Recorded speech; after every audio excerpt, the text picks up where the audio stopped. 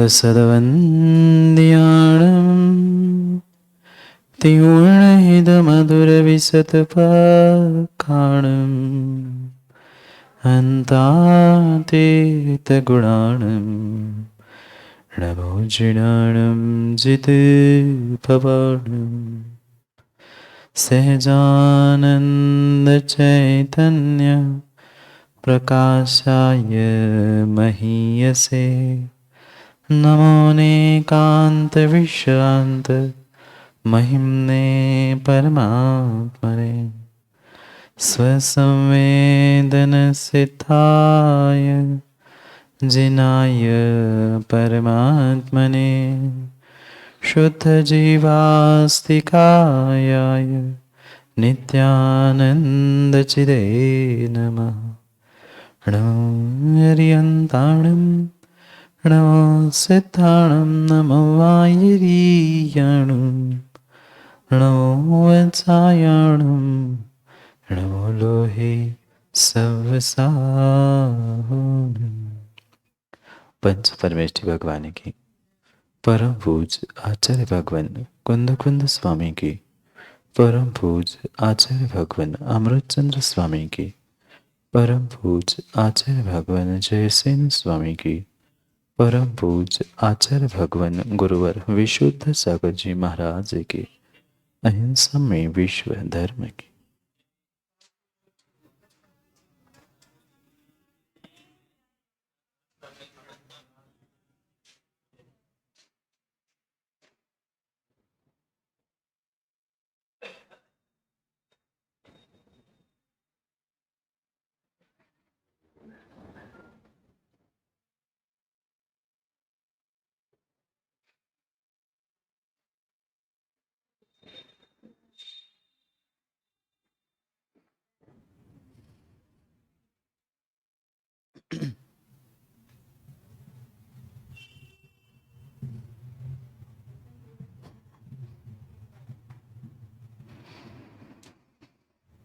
अंतिम निर्देश। वर्तमान स्वामी के शासन में हमसे विराजते और उनकी यह पावन पीयूष देशना हम सभी के लिए परम उपकारी है। उपकारमयी देशना को समझने के लिए जो 4 अनुयोगों की व्यवस्था थी, उन 4 अनुयोगों में महान अनुयोग द्रव्यानुयोग, और द्रव्यानुयोग के रहस्य को समझने के लिए हम सभी यहाँ पर पंचास्तिकाय ग्रंथ का स्वाध्याय करें। भव्यात्माओं, आचार्य प्रवर कुंद कुंद स्वामी ग्रंथराज पंचास्तिकाय में हम सभी भव्यों के लिए 5 अस्तिकायों के निमित्त से वस्तु स्वरूप का व्याख्यान कर रहे थे, और वस्तु स्वरूप का व्याख्यान करते हुए अनेकांत स्यादवाद का भी प्ररूपण आचार्य कुंद कुंद स्वामी हमें समझा रहे थे। एक वस्तु को अनेक प्रश्नों की अपेक्षा से समझ लेना, इसका ही नाम सप्तभंगी है। किसी अपेक्षा से कुछ, किसी अपेक्षा से कुछ अन्य, और कुछ अन्य अपेक्षा से और भी कुछ अन्य, ऐसे उस वस्तु का जो वास्तविक स्वरूप है, ऐसे अनेकांतात्मक वस्तु के स्वरूप को समझने के लिए वह स्यादवाद का ये सप्तभंगी एक अमोघ शस्त्र है, अस्त्र है, जिसके द्वारा हम उस एकांतों का खंडन करते हुए अपने उस अनेकांत का मंडन करने के लिए समर्थ होते, और उसी के कारण से, उसी के निमित्त से ये जो सप्तभंगी की व्यवस्था बनाई, वह सप्तभंगी ही हम गाथा नंबर 14 के विषयभूत समझ रहे थे।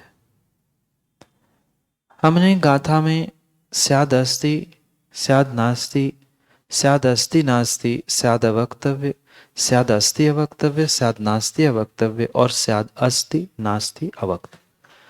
इन 7 भंगों को गाथा के अभिप्राय से या गाथा की उद्देश्य से समझा।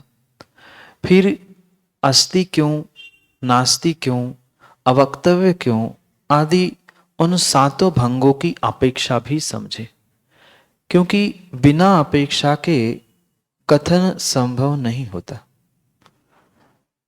इसलिए उस 7 अपेक्षा और 7 भंगों को कल हमने समय व्याख्या के टीका के अंतर्गत ही समझा था।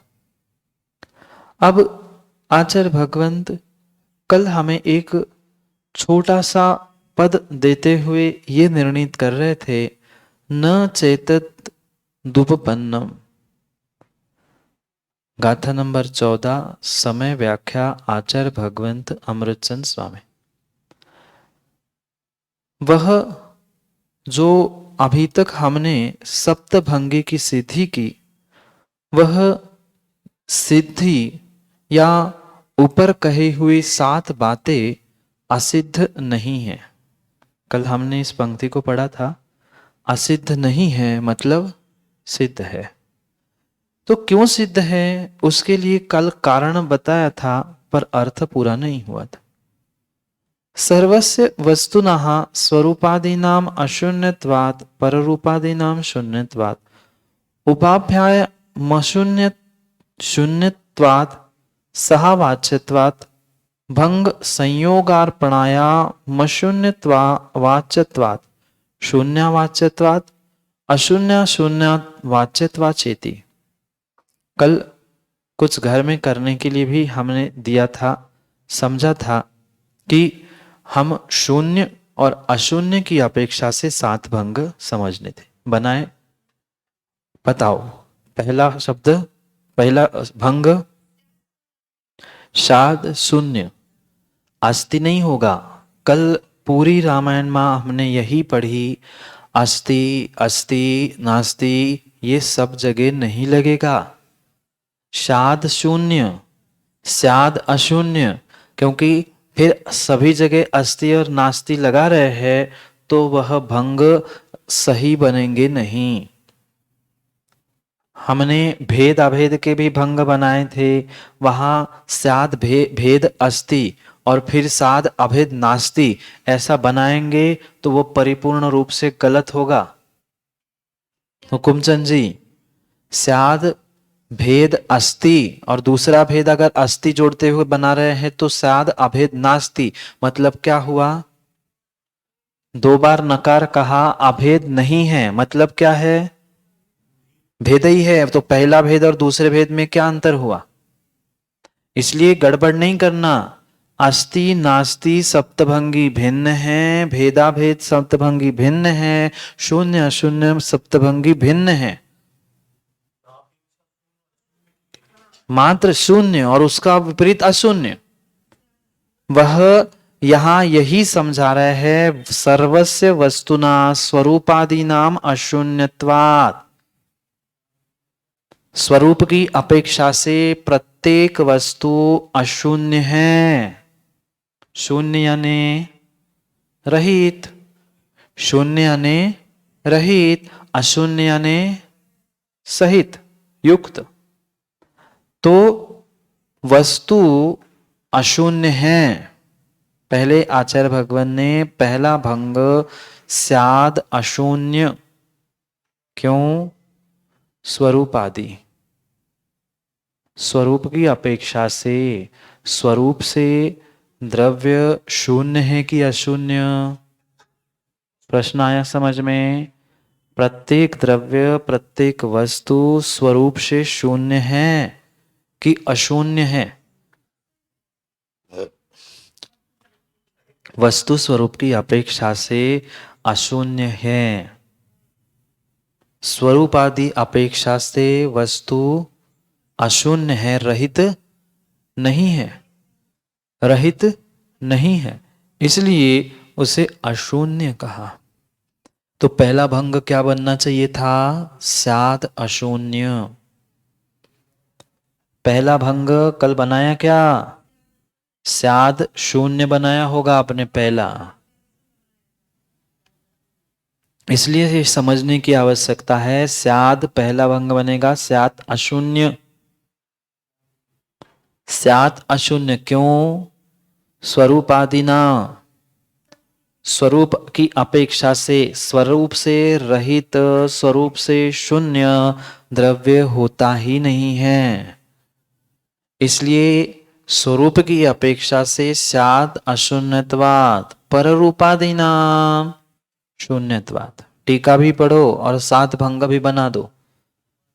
कल की आखिरी पंक्ति समय व्याख्या की बची थी, उसका अर्थ और उसके ही अपेक्षा से सात भंग बना रहे हैं पुनः।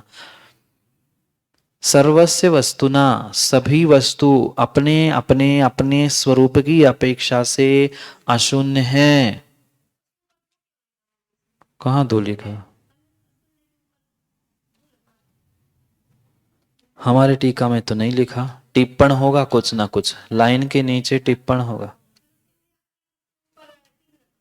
नीचे टिप्पण लिखा होगा। हिंदी में खोज लो, जहां टीका खत्म हो रही है वहां 2, 3, 1 ऐसे नंबर डाल के लिखा होगा। हाँ, उसको टिप्पण कहते हैं। उस पृष्ठ के सबसे अंतिम पंक्तियों को नीचे से उल्टे से देखने लग जाना, वहां 2 नंबर 3 नंबर मिलेगा। 2 नंबर के आगे वह अशून्य क्यों है उसकी अपेक्षा लिखी होगी। ऐसा ही लिखा है ना, अस्तित्वादी स्वरूपादि। अस्तित्व की अपेक्षा से अस्तित्व से रहित होगा कि नहीं द्रव्य? अस्तित्व से रहित होगा कि नहीं द्रव्य? इसीलिए अशून्य कहा। अस्तित्व से रहित नहीं होता, इसलिए अशून्य। पर पर अस्तित्व से, पर चतुष्टय से, पर रूप से वह रहित है, इसलिए स्याद शून्य। समझ गए? पहला भंग स्याद अशून्य, दूसरा भंग स्याद शून्य, फिर उपाभ्याम अशून्य शून्यत्वा। जब उभय भंग बनाएंगे, तीसरा भंग बनेगा अशून्य शून्य, स्याद अशून्य शून्य।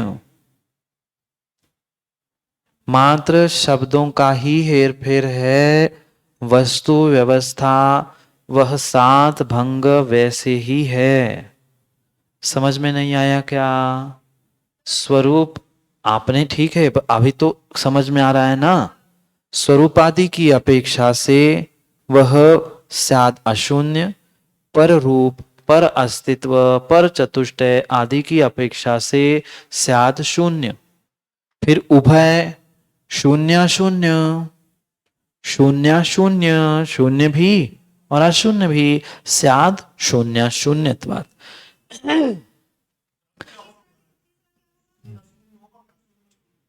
अशून्य शून्य लिख दो या शून्य शून्य लिख दो, चाहे आप दूध में शक्कर मिला लो या पहले शक्कर भर लो ग्लास में और फिर दूध डाल दो, बात तो दूध ही मीठा होना। क्रम दोनों, क्योंकि जब भी कथन होगा कोई ना कोई क्रम होगा, इसलिए वो तीसरा भंग बना है। पहला ही गलत है तो दूसरा गलत है। दूसरा कैसा सही है? तो शून्य नास्ति मतलब अशून्य हो गया ना, गड़बड़ी हो गया। आपने फिर तीसरा भंग बनाया होगा, शून्य अशून्य अस्ति नास्ति।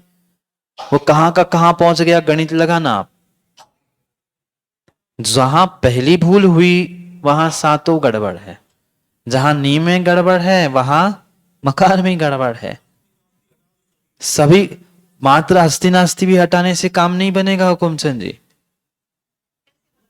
पुनः बनाना पड़ेगा। क्योंकि स्याद उन्होंने शून्य अस्ति, स्याद अशून्य नास्ति, उन्होंने इस प्रकार से बनाया है।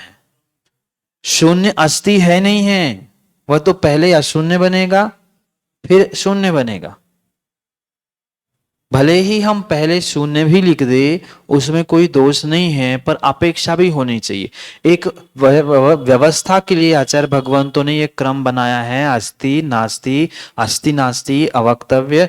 आप चाहे पहले नास्ति कह दो, फिर अस्ति कह दो, फिर आप तीसरे में नास्ति अस्ति कह दो, तो भी उसमें कोई दोष नहीं है। एक क्रम, एक व्यवस्था रूप बनाया है। विषय वही है, वही कथन वैसा ही होगा। समझ में आया? पहला स्याद शून्य। क्या शून्य? पहला अशून्य स्वरूप आदि की अपेक्षा से, पर रूप आदि की अपेक्षा से स्याद शून्य। फिर तीसरा शून्य शून्य या अशून्य शून्य, अशून्य और शून्य। फिर सहवाच्यत्वात्, दोनों एक साथ कह नहीं सकते। सह अवाच्यत्वात्, शब्द भी देखो, टीका भी देखो और भंग भी बनाओ। सह अवाच्यत्वात्, सह यानी एक साथ, अवाच्यत्वात् इस अवाच्य होने से, भंग संयोगार्पणाया मशून्या वाच्यत्वात्, वह संयोग से, संयोग की आदेश से बना हुआ वह चौथा भंग कौन सा बनेगा? चौथा भंग तो अवाच्य बनेगा। चौथा भंग वह दोनों एक साथ ना कहने के कारण से संयोग के वशीभूत उन भंगों को हम अवाच्यपना कहेंगे, अवाच्य कहेंगे। स्याद अवक्तव्य, अवाच्य को ही अवक्तव्य कहते हैं। वक्तव्य का ही दूसरा अर्थ वाच्य है। वाच्य अवाच्य, वक्तव्य अवक्तव्य। तो हम चौथा भंग दोनों एक साथ नहीं होते, इसलिए दोनों एक साथ नहीं कहे जाते, इसलिए भंगों के संयोग के कथन पर आगे के बनेंगे। पर यहां दोनों का संयोग वचन में जब भी कहा जाएगा तो कोई ना कोई क्रम होगा, चाहे आगे पीछे हो। पर जहां युगपत कहने की, एक साथ एक समय में कहने की बात आएगी, तब हम एक साथ किसी को नहीं कह सकते। इसलिए चौथा भंग क्या बना? अवाच्य या स्याद अवक्तव्य या स्याद अवाच्य। फिर आगे कह रहे हैं भंग संयोग अर्पणाया, इन चारों का संयोग कर लो। कौन चारों? स्याद अशून्य, स्याद शून्य, स्याद अशून्य शून्य और स्याद अवाच्य, इन चारों का आपस में संयोग कर लो। एक का तो संयोग हमने तीसरे भंग में कर लिया, पहले और दूसरे का। तीसरा भंग क्या लिखा? अशून्य शून्य लिख दिया या शून्य शून्य लिख दिया, तो उसमें तो संयोजना हमारी पहले और दूसरे की हो गई। और बचे हुए जो दो हैं उनको आचार्य भगवंत कह रहे हैं कि अर्पणाम अशून्य वाच्यत्वात्, शून्य वाच्यत्वात् और अशून्य शून्य वाच्यत्वात् चेति। अशून्य शून्य नहीं बनेगा, क्रम क्रम से लगाओ ना। स्याद अशून्य अवाच्य, स्याद शून्य अवाच्य, स्याद अशून्य शून्य अवाच्य। जो लिखा है पहले 3 4 अगर पक्के हैं तो आगे का पूरा निर्णय हो जाएगा। समझ में आया? पहला भंग स्याद अशून्य, दूसरा भंग स्याद शून्य, तीसरा शून्य अशून्य शून्य, चौथा अवाच्य। अब मैं स्याद इसलिए नहीं कह रहा हूं, समय अपना बचेगा, सब जगह स्याद ग्रहण करना, भूल नहीं करना। चौथा अवाच्य हुआ। पांचवा क्या बनेगा? चौथे को पहले के साथ जोड़ दो, चौथे को पहले के साथ जोड़ दो, अशून्य अवाच्य। चौथे को पुनः दूसरे के साथ जोड़ दो, शून्य अवाच्य। फिर चौथे को तीसरे के साथ जोड़ दो, अशून्य शून्य अवाच्य, सबके साथ स्यात्। समझ में आया?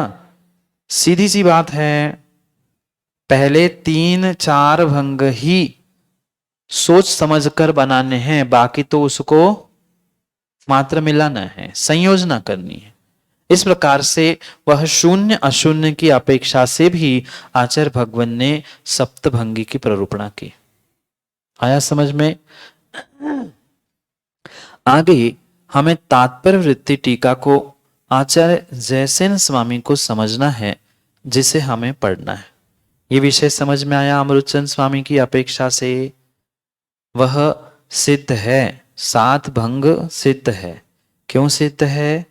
क्योंकि स्वरूपादि चतुष्टय की अपेक्षा से कोई भी द्रव्य रहित नहीं होता, इसलिए स्याद अशून्य। पर चतुष्टय की अपेक्षा से, पर अस्तित्व आदि की अपेक्षा से रहित होता है, इसलिए स्याद शून्य। और दो बन गए, फिर बाकी तो आगे के हम बनाना जान गए, इसलिए सात भंग शून्य अशून्य, अशून्य शून्य की अपेक्षा से हमने बना ली।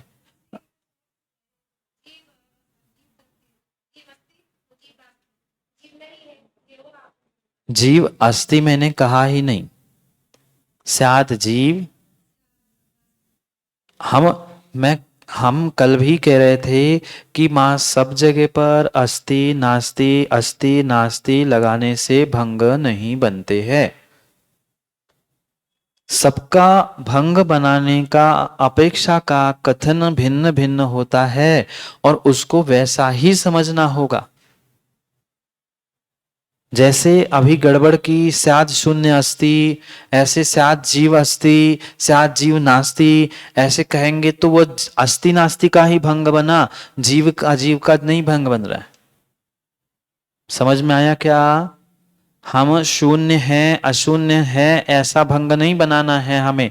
शून्य है अशून्य नहीं है ये नहीं है, जैसा जैसा शब्द है वैसी उसकी अपेक्षा बना के भंग बनाने।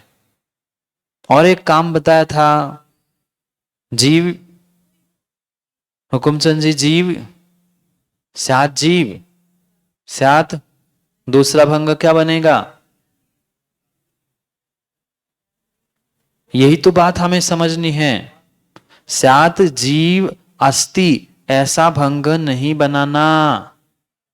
पुनः अगर अस्थि हर में जोड़ देंगे तो पूरे भंग कभी बने ही नहीं सकते। वो अस्थि नास्ति ही भंगी भंग सप्तभंगी बनेगा। इसलिए पहला बनेगा स्याद जीव। अब दूसरा प्रश्न भी दूसरा भंग भी समझने की आवश्यकता है। स्याद जीव तो उसका बिल्कुल विपरीत हमें स्यात अजीव कहना पड़ेगा। पर अपेक्षा भी तो होनी चाहिए। बिना सोचे समझे कुछ भी क्या लिख देंगे, बनाने के लिए तो कुछ भी बना लो, पर उसकी अपेक्षा भी तो समझ में आनी चाहिए। बनाया हुकुमचंद जी? स्यात जीव परजीव की अपेक्षा से भी कैसे अजीव होगा?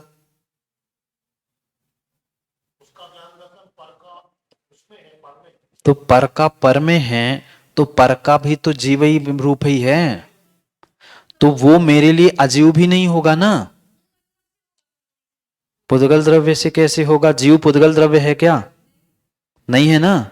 फिर पुद्गल द्रव्य की अपेक्षा से वो अजीव कैसे? वही तो पूछ रहा हूं मैं तो बता दूं मां, आप थोड़ा सा दिमाग लगाओ ना। आपको क्यों दिया है? मैं तो 1 मिनट में बता दूंगा, अपेक्षा सब काम बन जाएगा। आप दिमाग लगाओ, कुछ तो दिमाग में जोर दो, इसलिए तो कह रहा हूं। पुद्गल की अपेक्षा से पर्याय की भी कैसे होगा? होगा नहीं चाहिए मुझे। क्या है वो बताओ। आप 50 अपेक्षा बताओ, मैं थोड़ी हाँ ना अपना सवाल जवाब का काम नहीं चल रहा है। आप पक्का निर्णय करो कि ऐसा है तो हम आगे बढ़े। आप हर 2 मिनट में कहो ऐसा होगा ऐसा होगा ऐसा होगा, ये तत्व का निर्णय नहीं है। आप चिंतन करो, और एक दिन चिंतन करो, विचार करो। स्याद जीव स्याद अजीव, फिर आगे के भंग तो बनाना आसान है, पर पहले तो अपेक्षा समझनी होगी कि जीव है कथनचित, और उसी को जीव को ही अजीव कह रहे हैं। क्यों? क्या अपेक्षा है? पुद्गल की अपेक्षा से जीव कभी पुद्गल होता है क्या? दूसरे जीव की अपेक्षा से कभी अजीव होता है क्या? दूसरे की अपेक्षा नहीं होगा, भूल नहीं करना। पंडित जी, एक जीव की अपेक्षा से दूसरे अजीव हो जाएंगे तो संसार में मात्र हमेशा एक ही जीव बचेगा। मात्र मैं कहने वाला जीव हूं और ये सारे अजीव है, इसलिए मैं समझा रहा हूं क्या? तो आप मेरी अपेक्षा से तो आप पर हो कि नहीं? तो आप अजीव हो कि नहीं? तो मैं मूर्ख हूं सो अजीव को समझा रहा हूं। बुरा नहीं मानना, ये तत्व का रहस्य समझने की बात है। मैं अजीव को समझाने के लिए पत्थर पे मूड़ मारने जैसा मूर्ख थोड़ी हूं। आप जीव तो हो पर अजीव भी हो।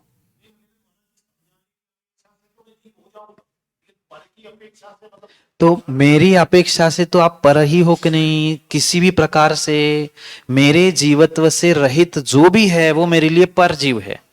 तो फिर परजीव वह चाहे समझाने के लिए हो, नाम लेने के लिए हो या किसी प्रकार से हो, वह अगर अजीव ही हो जाएगा तो मेरा समझाना, मेरा कहना, मेरा पुकारना, मेरा सब कुछ, मेरी विवक्षा भी गड़बड़ हो जाएगी। इसलिए सौरभ भाई, कुछ चल रहा है दिमाग? चला सकते हो तुम? पढ़ रहे हो ना तुम दोपहर में 2 बजे महाराज से स्वरूप संबोधन? थोड़ा सा दिमाग लगाओ। मैं बता दूंगा, बहुत पंडित जी छोटी सी विवक्षा है जिसे आज तक जीवों ने नहीं समझा। करेंगे उसका भी निर्णय, पर थोड़ा सा आप अपने लिए समय दो और विचार कर लो। पहले अपन तात्पर्य वृत्ति टीका को पढ़ते। ये तो भंग बनाओ ना, थोड़ा सा 10 मिनट भी शांति से बैठोगे और पक्का है आपको वह बात समझ में आ जाएगी। मैं जैसे ही कहूंगा आपको, अरे ये तो पता ही था। पर पता था, पर पते भी तो चाहिए पता। पते पर नहीं है सो क्या काम का? तो हम पहले तात्पर्य वृत्ति टीका को समझते हैं, आचार्य जयसेन स्वामी की अपेक्षा को, और फिर आगे के अपने उस प्रश्न पर पुनः पहुंचते हैं। सौरभ भाई, कल आपको विचार करके आना है, आप ही बता सकते हो। स्याद जीव और स्याद अजीव। ठीक, आगे पढ़ते। तात्पर्य वृत्ति टीका गाथा नंबर 14 आचार्य भगवंत जयसेन स्वामी उत्थाने का एवं टीका। अथ सर्व विप्रतिपत्ति नाम निराकरणार्थम प्रमाण सप्तभंगी कथ्यते। यहां पर सभी प्रकार की जो विप्रतिपत्ति यानी विपरीतताएं हैं, क्या है? विपरीतता, विप्रतिपत्ति नाम विपरीतताओं का निराकरणार्थम, निराकरण करने के लिए प्रमाण सप्तभंगी कथ्यते, प्रमाण रूप सप्तभंगी को कहेंगे। मिल गया? नहीं मिला? वही है, उसके नीचे ही है एक गाथा है 10 नंबर के, उसके ऊपर लिखा होगा। श्लोक है टीका में, श्लोक है क्या? गाथा वे कह रहे 30 नंबर के पृष्ठ पर देखे। अथ सर्व विप्रतिपत्ति नाम निराकरणार्थम प्रमाण सप्तभंगी कथ्यते। अब सभी प्रकार की विपरीतताओं का निराकरण करने के लिए प्रमाण सप्तभंगी को कहते हैं। कितनी प्रकार की सप्तभंगी? सप्तभंगी पूछ रहा हूं।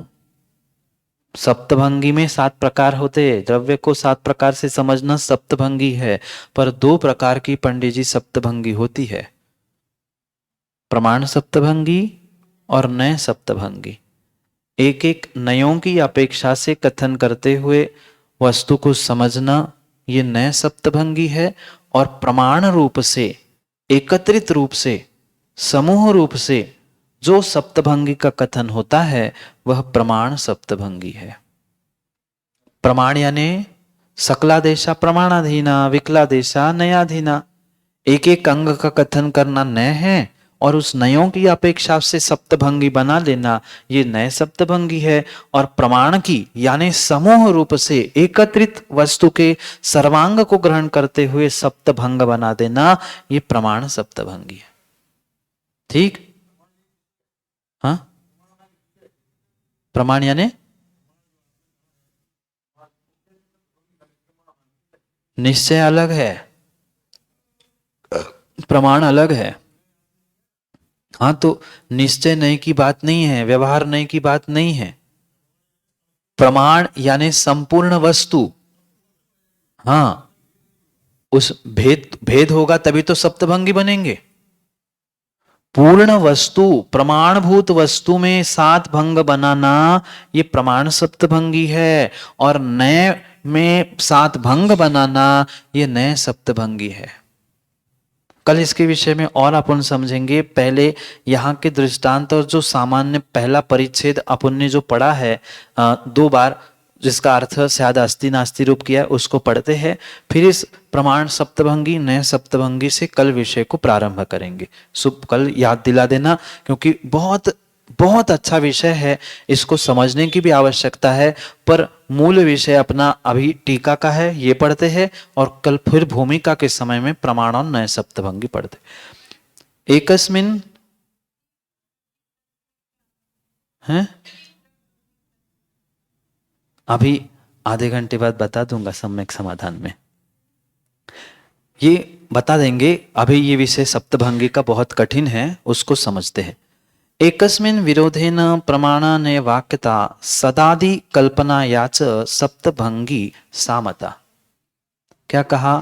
एकस्मिन् एकस्मिन् न विरोधेन, एक ही द्रव्य में कितने धर्म हैं? एक ही द्रव्य में धर्म कितने? अनंत धर्म है, अनेक धर्म हैं, तभी तो अनेकांत है। ऐसे अनेक अनेक अनेक धर्मों में से एकस्मिन, किसी एक का, पर न विरोधे न, दूसरे का विरोध ना करते हुए, एकस्मिन, एक ही किसी विषय का प्रमाण नए वाक्यता, प्रमाण रूप से या नए रूप से, जो सद सत आदि कल्पनाया सप्तभंगी सामता। यहां सप्तभंगी क्या है वो समझा रहे। क्या है सप्तभंगी? जो अनेकांतात्मक वस्तु है। ये निर्णय है क्या? वस्तु कैसी है? अनेकांतात्मक है। ऐसे उस अनेकांतात्मक वस्तु में जो प्रमाण नए आदि की वाक्यों के द्वारा जो परस्पर विरुद्ध धर्मों में से किसी एक धर्म की अपेक्षा से जो भी कथन आदि होगा, वह सत असत, भिन्न अभिन्न, नित्य अनित्य आदि कल्पनाओं के साथ जो प्रमाण नय का वाक्यता यानी कथन होगा, वह सप्तभंगी सामता। समझ में आया? ऐसा कुछ लोग तो ऐसा भी नहीं कर रहे और ऐसा भी नहीं कर रहे हैं। सप्तभंगी क्या है हमने पहले बिना गाथा के समझा था।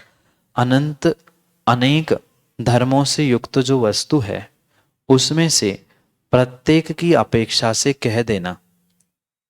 तो कहते समय कभी प्रमाण से कहेंगे एक साथ, और कभी नए नए से कहेंगे। तो प्रमाण से कहेंगे तो प्रमाण सप्तभंगी, और नए की अपेक्षा से कहेंगे तो नए सप्तभंगी। ये विषय समझ में आया। अब यहां ये कह रहे हैं एकस्मिन, उन अनेक धर्मों में से किसी एक का कथन होगा। एक समय में कितना कथन होगा? एक ही होगा। पर बाकी जो उसके बिल्कुल विरुद्ध धर्म थे, अस्ति का विरुद्ध नास्ति, उसका न विरोध है, न उसका विरोध ना करते हुए। किसका? आप मां हो कि नहीं? मां हो कि नहीं? मां हो किसकी अपेक्षा से? बेटे बेटी की अपेक्षा से आप मां हो। आपकी मां की अपेक्षा से बिल्कुल विरुद्ध धर्म है कि नहीं? पर जब आपको मां कहा जा रहा है तो आपके बेटीपने का विरोध किया क्या? अभाव किया क्या? नष्ट किया क्या? नहीं किया। तो एक का कथन करते हुए अन्य का जहां विरोध नहीं होता है, ऐसे प्रमाण या नए से जो वाक्यों का प्रयोग करते हुए सत असत, भिन्न अभिन्न, बेटा माँ बेटी आदि रूप कल्पना करते हुए जो भी कथन 7 प्रकार से प्राप्त होता है, उसे ही सप्तभंगी सामता यानी उसे ही सप्तभंगी कहते हैं। अब कुछ समझ में आया? एक ही वस्तु, अब ये वस्तु है क्या? ये वस्तु है क्या? इस वस्तु में परस्पर विरुद्ध धर्म है, विरुद्ध धर्म है। एक धर्म तो है पर अनेक धर्म में परस्पर विरुद्ध धर्म है। उन परस्पर विरुद्ध धर्मों में से किसी एकस्मिन्, एक ही धर्म का न विरोधे न, अन्य का विरोध ना करते हुए जो भी प्रमाण से, नय से, वाक्यता यानी कहा जा रहा है, वह किसकी कल्पना रूप, वास्तविकता में भेद कर रहे क्या पंडित जी?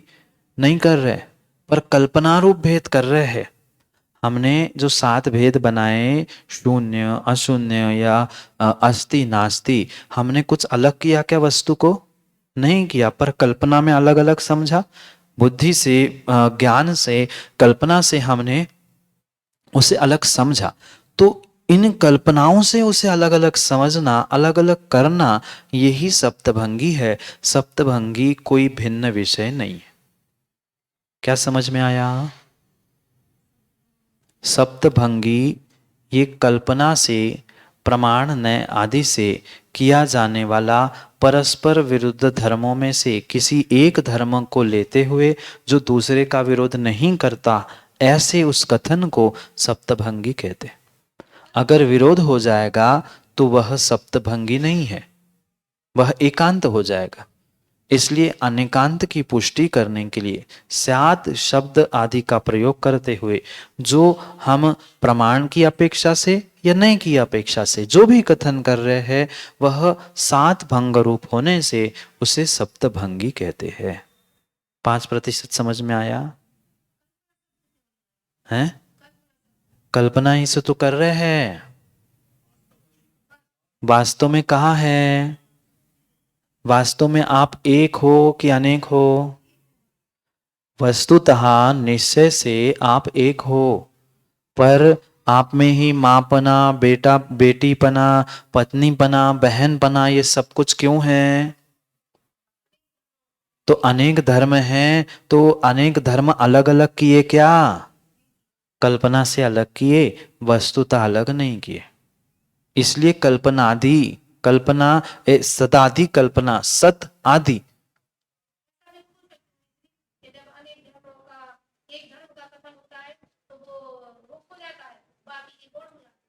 तो इसका ही तो अर्थ न विरोधेन है, इसका ही तो अर्थ न विरोधेन है।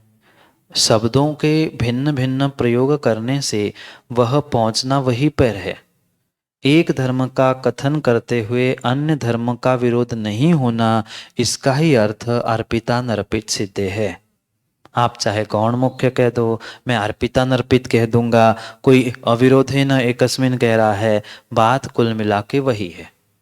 जो हमने पंडित जी समझा है, उससे नए शब्दों को, नए अभिप्रायों को और नए उन विषयों को समझने की आवश्यकता है। वो तो हमने समझा है गौण, मुख्य, अर्पित, अनर्पित, पर इन शब्दों के द्वारा पहुंचना वही है। तो क्या कहा? विरोध ना करते हुए किसी एक को प्रमाण नय के द्वारा सत आदि कल्पना करते हुए जो कथन में आ रहा है, वह सप्तभंगी है, वह सप्तभंगी है। आगे पढ़ते हैं। तात्पर्य वृत्ति। श्लोक समझ में आया?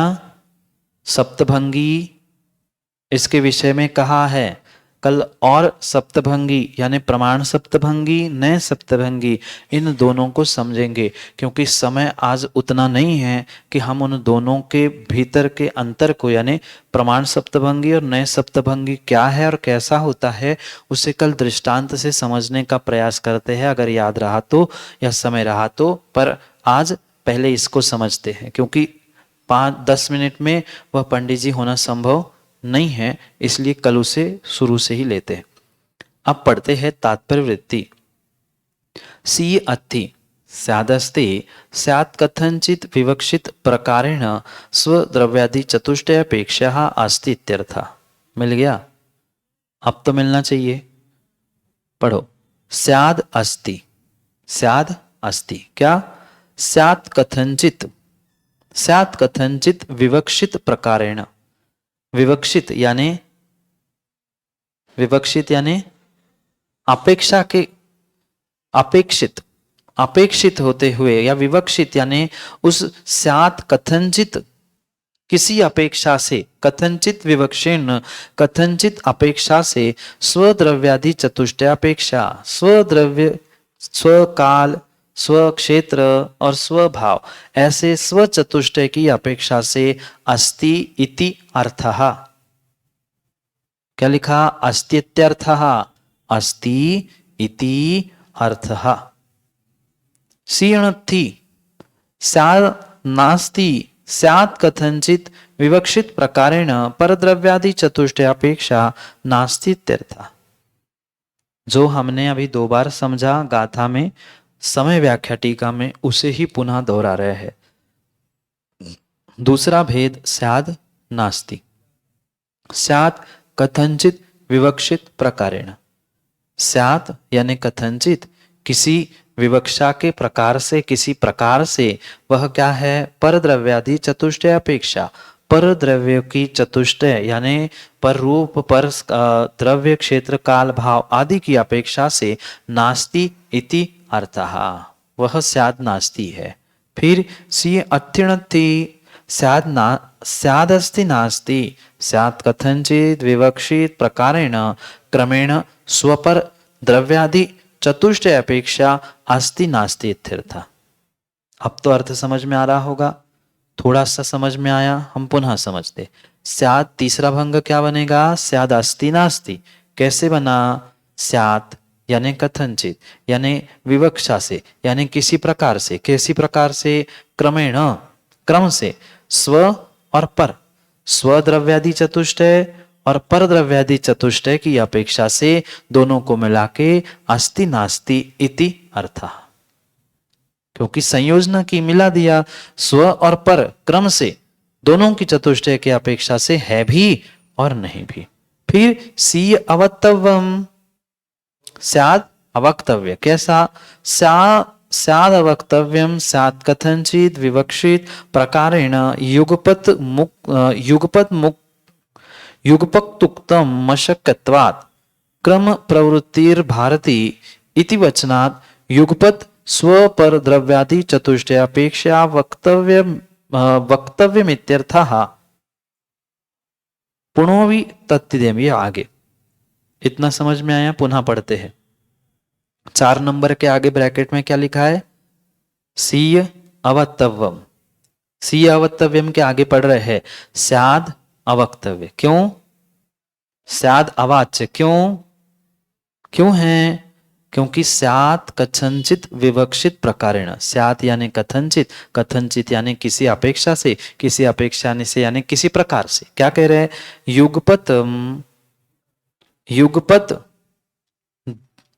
उक्त, यो युगपत, जो युगपत यानी एक साथ, उस युगपत वक्तुम, क्या लिखा? वक्तुम, युगपत वक्तुम अशक्यत्वात्। शब्द मिला क्या?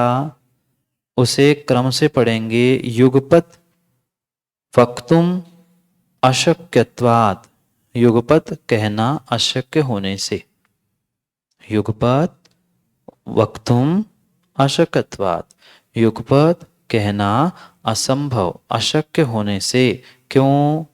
क्योंकि आगम का ऐसा सूत्र है, क्रम प्रवृत्तिर भारती इति वचनात्।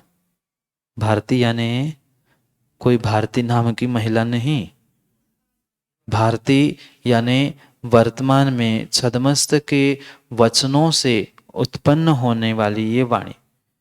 भारती व द्वादशांग रूपी तीर्थंकर की वाणी भी भारती कहलाती है, जिनवाणी भी भारती कहलाती है। पर तीर्थंकर भगवान कोई क्रम से नहीं व्याख्यान करते या उनका कार्य क्रम से नहीं होता, पर हम सबका जब भी व्याख्यान, जब भी चर्चा, जब भी कथन होगा, वह क्रम प्रवृत्तिर भारती, उस भारती की प्रवृत्ति क्रम से ही है। भले ही तीर्थंकर भगवान युगपत जानते हैं, युगपत देखते हैं, पर कहते समय वे अलग अलग नहीं कह रहे हैं कि द्रव्य ऐसा, उनकी तो ओंकार ध्वनि निकल रही है, पर जब भी वह प्रकट होती है उन्होंने तो ओम कह दिया, हो गई, वाणी खिर गई, पर उसका जब हमें समझने रूप वह व्याख्यान सुनाई देता है, वह क्रम क्रम से ही होता है। इसलिए चाहे उस भारती में ग्रहण कर लो, चाहे हमारी वचन प्रणाली, हमारी आलाप पद्धति को ग्रहण कर लो, वह क्रम से ही होती है। इति वचनात्, ऐसा वचन होने से युगपत यानी एक साथ स्व पर द्रव्यादि चतुष्टय अपेक्षा, एक साथ युगपत स्व चतुष्टय और पर चतुष्टय की अपेक्षा से अवक्तव्यम इत्यर्थ। अवाच्य है, अवक्तव्य है, ऐसा समझना। चौथा भंग क्या बना? स्यात् अवक्तव्य। तो स्यात् क्यों? स्यात् के 3 पर्यायवाची शब्द कहे, स्यात्, कथनचित, विवक्षित, प्रकारेण। फिर उस अवक्तव्य के लिए कह रहे हैं युगपत वक्तुम, एक साथ बोलने की शक्ति नहीं होने के कारण। फिर दूसरा कारण क्रम प्रवृत्ति भारती, भारती की प्रवृत्ति, वचनों की प्रवृत्ति क्रम से होती है। इन दोनों कारणों के कारण युगपत स्वचतुष्टय और पर चतुष्टय दोनों एक साथ नहीं कह सकते, इसलिए वह अवक्तव्यम इति अर्था। अवक्तव्यम ऐसा अर्थ हुआ। पुनोवी तत्तिदयम पुनरपि तत्तृतीयम, उसके बाद वह बचे हुए 3 भी। तो कैसे, कौन बचे हुए 3? सी अथि अवक्तव्यम, स्यात् स्यात् स्यात् स्तवक्तव्यम। अवक्तव्य नहीं, यहां जो शब्द लिखा है वह पढ़ने की आवश्यकता है। स्याद् स्तव्यक्तव्यम, क्योंकि वह स्याद् अस्ति अवक्तव्य को जोड़ के बना है। कैसा पढ़ेंगे? स्याद् स्त्यवक्तव्यम, स्याद् स्त्यवक्तव्यम। पढ़ने में ही कठिन जा रहा है। त्या नहीं, स्यात् स्त्यवक्तव्यम, स्यात् स्त्यवक्तव्यम। पढ़ने में ही नहीं आ रहा तो समझ में कैसे आएगा? स्याद् पूरा द, फिर स्त्यवक्तव्यम, आधा स आधा त पूरा य, स्त्यवक्तव्यम। हाँ, स्त्यवक्तव्यम, ई जोड़ोगे तो जल्दी पढ़ लोगे। स्याद् स्त्यवक्तव्यम, पर बोलते समय ई का उच्चारण नहीं होगा। पूरा शब्द स्यात् स्तवक्तव्यम, स्यात् कथंचित विवक्षित प्रकारेण स्वद्रव्यादि चतुष्टय अपेक्षा युगपत स्व पर द्रव्यादि चतुष्टय अपेक्षा च अस्त्य वक्तव्यम वक्तव्यम इत्यर्थः। पुनः नीचे भी ऐसे पढ़ना है, अस्त्य वक्तव्यम। नहीं आ रहा समझ में? संधि का विच्छेद करेंगे तो समझ में आ जाएगा। स्याद् आधा दो, स्यात् तो लिखना है तो लिख लो, फिर भूल जाएंगे। स्यात् आधा तो, फिर अस्ति, स्यात् प्लस अस्ति प्लस अवक्तव्यम, स्यात् अस्ति प्लस अवक्तव्यम।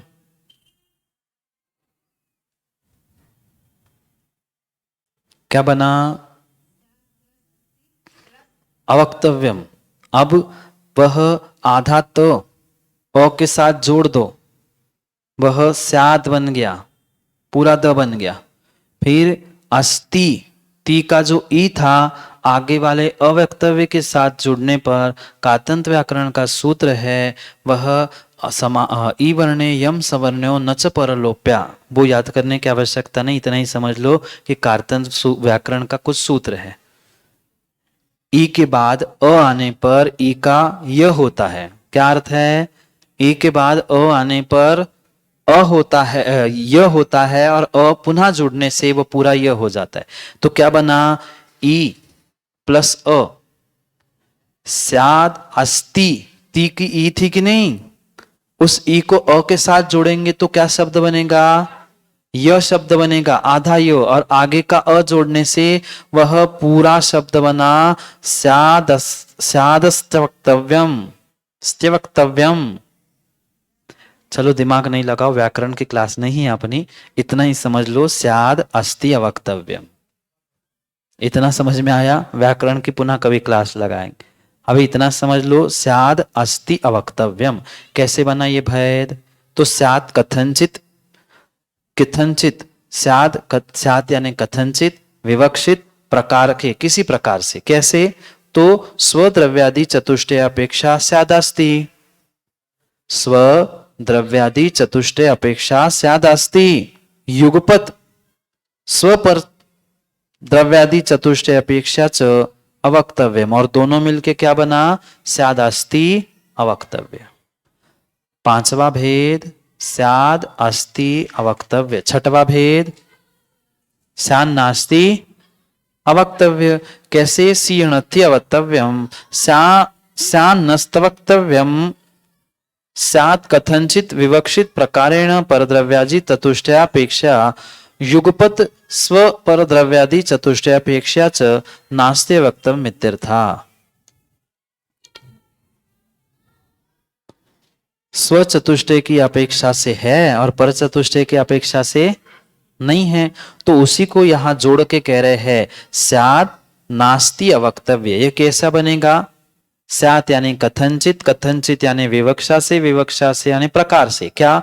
परद्रव्यादि चतुष्टय अपेक्षा, पर द्रव्यों की पर चतुष्टय की अपेक्षा से स्यात् नास्ति, और युगपत, युगपत की अपेक्षा से अवक्तव्य। तो उन दोनों को जोड़ के क्या बना? स्यात् नास्ति अवक्तव्य। फिर कह रहे हैं सी अत्थि नत्यवक्तव्यम स्यादस्ति नास्ति अवक्तव्यम स्यात् कथंचित विवक्षित प्रकारेण क्रमेण स्व पर द्रव्यादि चतुष्टयापेक्षा युगपत स्व पर द्रव्यादि चतुष्टयापेक्षा च अस्ति नास्त्याव्यक्तम इत्यर्था। इतना ही पढ़ते हैं। क्या कहा? सातवां भंग, सातवां भंग क्या हुआ? स्याद अस्ति नास्ति अवक्त। क्यों? स्व चतुष्टय की अपेक्षा से अस्ति, पर चतुष्टय अपेक्षा से नास्ति, और युगपत की अपेक्षा से अवक्तव्य। तीनों जोड़ के क्या बने? स्यादास्ति नास्ति अवक्तव्य इत्यर्था। ऐसा अर्थ है संभवती, ऐसे संभव होते हैं। प्रश्न पे आगे पूछेंगे कौन करता है, कैसे होता है, तो उसको अपन कल समय पे पढ़ेंगे। आज का समय पूर्ण हुआ। ये 7 भंग जो हमने गाथा में पढ़े थे, समय व्याख्या में पढ़े थे, पुनः उसको ही तात्पर्यवृत्ति व्याख्या में आचार्य भगवान ने कहे हैं और लिखे हैं। उसके और विस्तार से व्याख्यान को कल हम समझेंगे। हमें कल और 2 बातों को, अगर समय रहा, पर्याय रही, तो हमें दोनों और बातों को समझना है। प्रमाण भंगी, प्रमाण सप्तभंगी, नए सप्तभंगी, और स्यात् जीव और स्यात् अजीव, उसके विषय में कल चर्चा करेंगे। समय आज का हुआ, कल पुनः समय पर समय की बात करने के लिए